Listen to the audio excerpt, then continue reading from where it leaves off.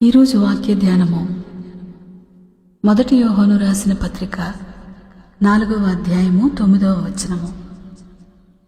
మనము ఆయన ద్వారా జీవించున్నట్లు దేవుడు తన అద్వితీయ కుమారుని లోకములోనికి పంపెను.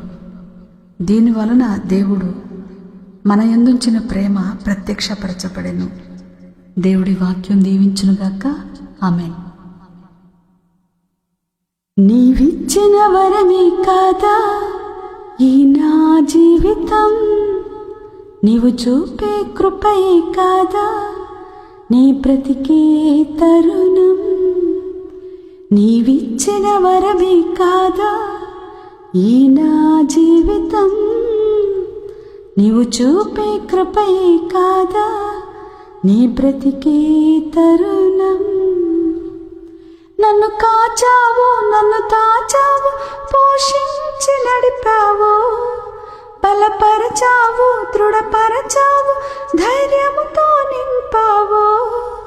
నన్ను కాచావు, నన్ను తాచావు, పోషించి నడిపావు, బలపరచావు, దృఢపరచావు, ధైర్యముతో నింపావు.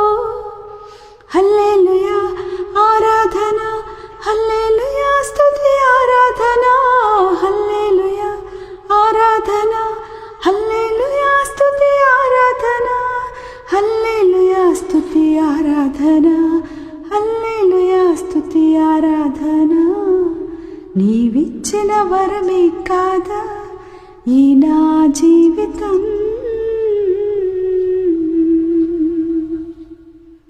హల్లెలూయా. Praise the lord.